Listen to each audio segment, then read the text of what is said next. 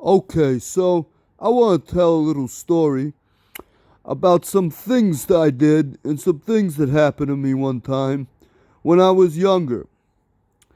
Okay, so it's 2003, spring 2003, and I'd started smoking weed like regularly the year before. And that spring I tried coke for the first time. For those of you who don't know, I went on to do cocaine maybe a dozen times in my entire life. And as of now, last time I did it was 2011. Seriously, 9 years ago. I don't do hard drugs, rarely. Almost always just stuck to weed, which is the advice people gave me when I was in high school. And I mostly stuck to it and have been, well, a lot better for it. Because, of course, I've seen what hard drugs have done to people, including people close to me, and it's not pretty. It's not fun. But, of course, I did experiment.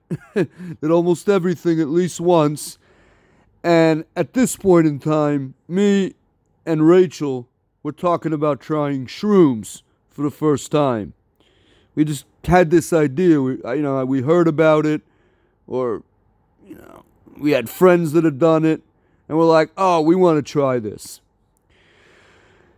And the only person we knew that could get us shrooms was my friend Glenn. This guy from Smithtown, who I've known now for 18 years and I still talk to. And Glenn's like, yeah, man, I'll get you guys some shrooms. Just give me like a day or whatever, and I'll get somebody. I'll get you some shit, all right? We're like, okay. So, on this one day, I remember the exact day too, because it's my brother's birthday, May 31st, 2003, was supposed to be the day that we did shrooms. So, me, Rachel, Christina, and my friend Mike Perfetto, should know him by now, we all get in the car and go over to Smithtown where Glenn lives. And then we pick Glenn up and his girlfriend Colette. So now we got 6 people squeezed into my car. And Rachel asked me if she could drive. And I'd been letting her drive since I met her and became friends with her the year before that. And she was actually an excellent driver. I never had any issues with her driving. I trusted her to drive my car. Whatever. So I'm like, yeah, okay. So I just give her the keys. And we get in the car and start driving. But earlier that morning, it had rained a little bit, and the pavement was kind of wet. And for some reason, Rachel just fucking takes off, slams on the gas, and just books it down the street. Street called Lindgren Avenue, street Glenn lived on. And she didn't know Smithtown. She didn't really know this neighborhood. She'd never driven... She'd never driven there before. And I'm already thinking, oh no, right? What is she doing? Because there's kind of a big hill at the bottom of Lindgren. And she apparently didn't realize there was a hill there.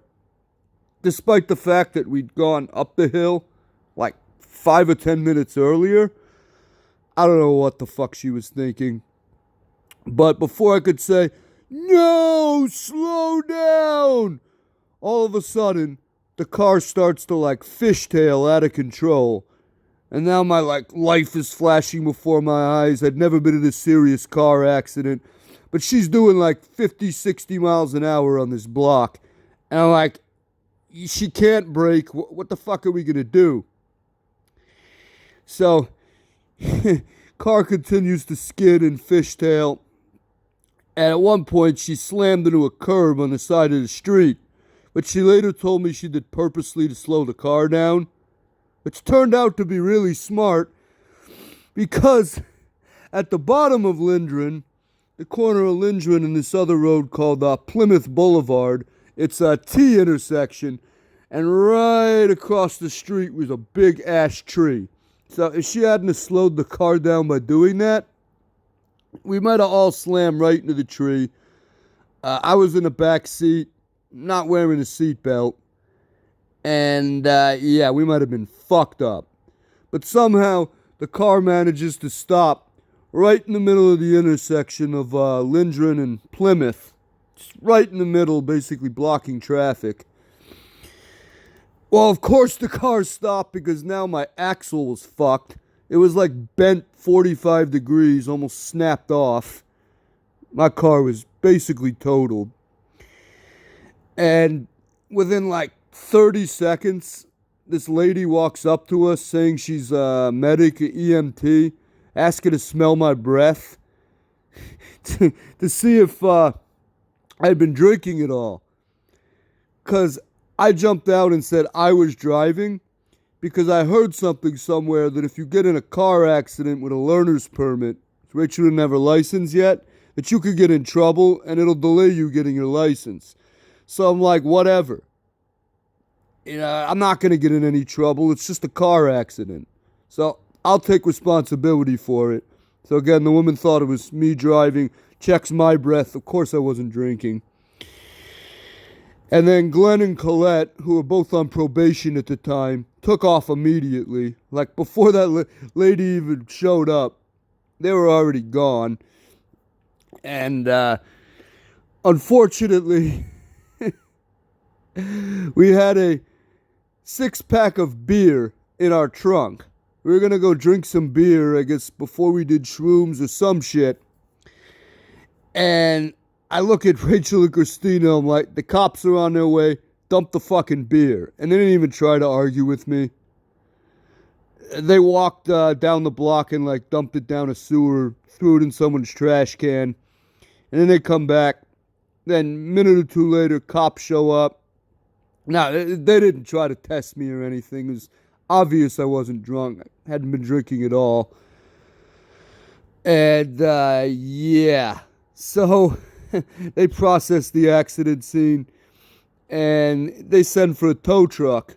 Because there's no way I could drive that car with a snapped axle. Yeah, right. And the cops are nice enough to give us a ride to the repair shop where they're towing my car to. Over on Jericho Turnpike in Smithtown. And this cop is lecturing us on seatbelt use on the way over there as we're sitting in the back seat. At the same time, this jackass isn't wearing a seatbelt himself. But, the guy was nice enough to give us a ride, which they're under no obligation to do. Do not have to do that. Plus, we were just kids, right? So we were too intimidated to say anything. But we're like, what a fucking hypocrite. Seriously? So, we go over to the repair shop, catch up with my now totaled car. And then I go and get a ride from Mike's mom. Mike called his mom to come and pick us up. And she drives us back to their house in Huntington to hang out and spend the night. Smoke some weed, drink, just try and forget about this whole mess. I didn't even tell my parents until the next day. I'm like, I don't want to deal with their shit tonight. Deal with it in the morning. So we just proceed to smoke and drink and get completely fucked. I mean, to the point where I barely knew where I was. Practically seeing double. And at one point, Mike's uncle, who I referred to as Uncle Keyboard, for the time he got really, really pissed at Mike, for some reason I can't even remember, and started pounding his fist into Mike's keyboard as hard as he possibly could. I mean, he was like literally punching his keyboard, trying to smash it. Somehow it didn't work. Keyboard stayed intact. I guess those things are tough.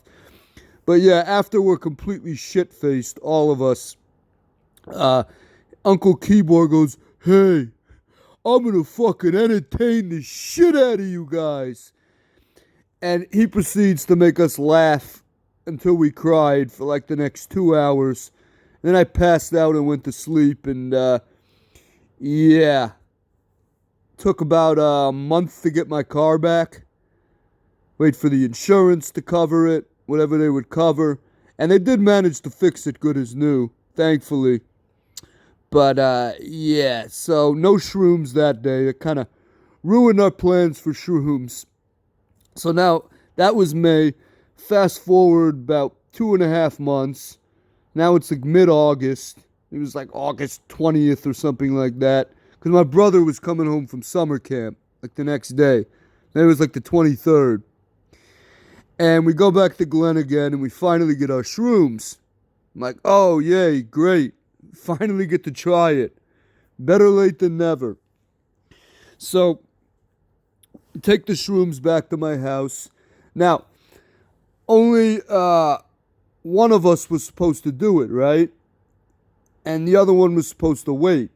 Like I was supposed to try it first, and then if it was okay, then Rachel would do it at a later date, or vice versa.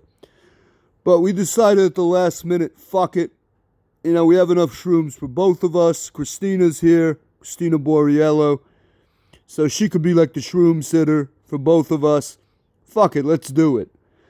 So we both take our shrooms. Now, of course, if you know me, I dip my shrooms in cream cheese.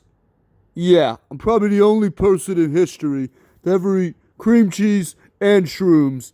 But whatever, I love cream cheese.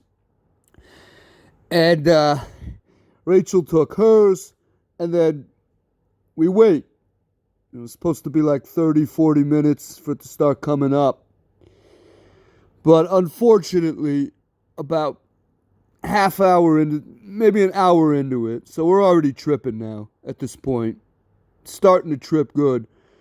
Rachel all of a sudden passes the fuck out, just falls to the floor, and her lips start turning blue, and her eyes start rolling in her head. You know, like you see someone on TV die of a heroin overdose. It's the first thing in my mind. I'm like, what the fuck? You can OD on shrooms? I didn't know shit. I was 19, just turned 19. Didn't know anything about anything. I later found out, apparently, the wrong batch of shrooms, if you have asthma, which she had a bad case of, can close up your windpipe and give you an asthma attack or some shit. I still don't know. But she falls to the floor. Me and Christina immediately freak the fuck out. Because unlike now, where they have these safe reporting laws in a lot of U.S. states, including New York, where if anyone has a drug overdose in your house, you will not get in any legal trouble. You cannot be arrested when the cops show up. Because all these people were having their friends OD and like just dumping them on the side of a road or whatever in front of a hospital and taking off. It was an epidemic. So they're finally like, okay, you know, we're not going to do this to you anymore. You're responsible to call 911, enough to call 911. But back in 2003, your friend ODs in your house, you're going to fucking jail. Probably everyone in the house is going to jail. And I'm like, oh God, if she dies in my house, I am fucked. But somehow she didn't die. She just like passed out for a few minutes. And if you want to know how heavy a dead body is, holy shit. Rachel was a girl that weighed maybe 110, 112 pounds dripping wet. And me and Christina both could barely carry her. We tried to carry her to my couch. So can you imagine moving a dead person like a heavy person? Wow. And then we really started to trip. And I remember like the sky changing color like constantly. And yeah, it was fucking crazy. It was basically the trip from hell. I mean, to the point where I never wanted to do shrooms ever again. Because I'd say every maybe 15 or 20 minutes, I'd have this insane panic attack where I would like curl up in a fetal position and start screaming like not even a human scream, like a tortured animal scream. Ah! Ah! Ah! Ah! And Rachel and Christina would come into the room and they'd say, dude, are you okay? And like tap me on the shoulder, and then I'd turn and go, yeah, I'm fine. And 15 minutes later,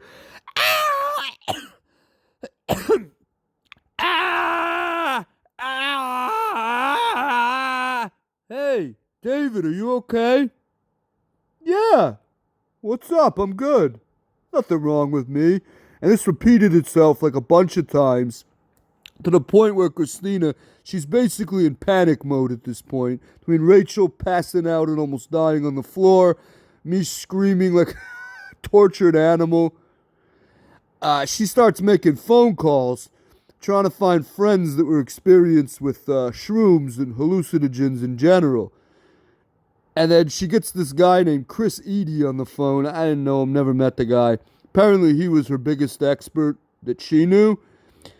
And he goes, look, he might be freaking out because he's indoors. Get the guy in an open space. If he has a backyard, put him out in the backyard for a while. He should be much better. So Christina tells me to go outside, explains this. I'm like, oh, okay, yeah. And I go out, sit outside for a while, get some fresh air. It was much better. That basically ended the screaming part of it. Thank God. And apparently shrooms makes you smoke a lot of cigarettes, right? Whatever your normal cigarette consumption is, if you smoke a pack a day, shrooms will turn you into a 2 or a 3 pack a day smoker. Because I must have smoked a pack or a pack and a half in like a 6-hour period. During the time I was tripping, it's just like one cigarette after another, after another, after another. I just could not stop smoking. Wow. And incredibly, after all that horrible tripping, the nightmare that trip was, after it was over, literally the minute it ended, I was perfectly fine. No after effects whatsoever. Not even that night. I got in the car like nothing happened. Drove Rachel and Christina home. Next morning, drove out to Queens to get my brother off the bus from summer camp, like I said. And I never had any after effects. Nothing. Except for, again, never wanting to do shrooms ever again, which I'll get to. Rachel, not so much. She was not so lucky, you could say. Because she literally locked herself in her bedroom for the next 3 days, would not come out, I guess, except to use the bathroom, and maybe to eat. I don't even know if she ate it all. Anything. But I remember being on the phone with her mom, Lisa, you know, her telling me, David, what is going on? What happened to this girl? What did you guys do? She's still in her room. I'm like, still? It's been two and a half days. What is going on? And for those of you who don't know, Rachel went on to be basically a total psychopath. Like, this girl is one of the biggest psychos you're ever going to meet in your life, including the day where she stabbed her own father with a knife and tried to kill him. Guy almost died. Came this close to a murder charge. And her mom always told me she thought the turning point was the shrooms. It tripped something in her brain. She was already susceptible to this, and it just made it snap. And shortly after that, her personality changed, and she started moving towards being a psycho. And then, of course, like I said, I'm like, I'm never doing these ever again. And if I had any opportunities to do them again, I'd be like, fuck no. You guys have fun. I'm out. Until finally, 8 years later, in 2011, now I'm friends with Ashley, of course. And Ashley starts telling me she'd been doing shrooms without me. And I'm like, really? She's like, yeah, I like them. And I'm like, well, that's good for you. I ain't doing them. And I'd told her about this experience before. I basically told her everything. And she keeps trying to get me to do them. I'm like, no. I don't ever want to do this again. And she's like, yo, come on. That was one bad experience. I've done it like a bunch of times. Yo, they're safe. I promise. I wouldn't give you anything bad or hurt you, David. And the shrooms that she'd been doing had come from our friend Devin, if you know him. Part of Devin's scientific genius that I talked about in the Devin story was that he'd also grow his own weed and grow his own shrooms. And if you wanted shrooms in his neighborhood, you'd go to him. And he'd give you really low prices because he wasn't selling them for profit. Usually he'd just give them for free. And I'm like, alright, I do trust Devin. The guy's smart as fuck. If everyone else is taking him and it's good, alright, fine, I'll trust you. I hope this goes well this time. So we go in Devin's basement, take the shrooms, and it was perfectly fine. It was a good trip. And I was even in an enclosed space. Like I said before, no problem at all. I didn't need to go outside. I don't think I went outside once. No bad trips. Nothing. I enjoyed myself. Then like a couple weeks, a month later, did it again. Exact same setting in the basement. No problems at all.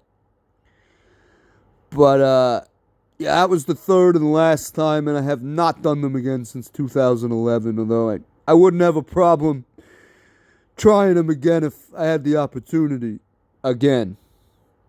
But yeah, so that was my little story about when I was a kid, 19 years old, decided to try shrooms with my friends, and unfortunately Rachel crashed my car and totaled it before we could. And then when I did do shrooms, I had the worst trip maybe ever. Took me 8 years to get the balls to do them again, but thankfully when I did, they were pretty good. What a time. What a fucking time.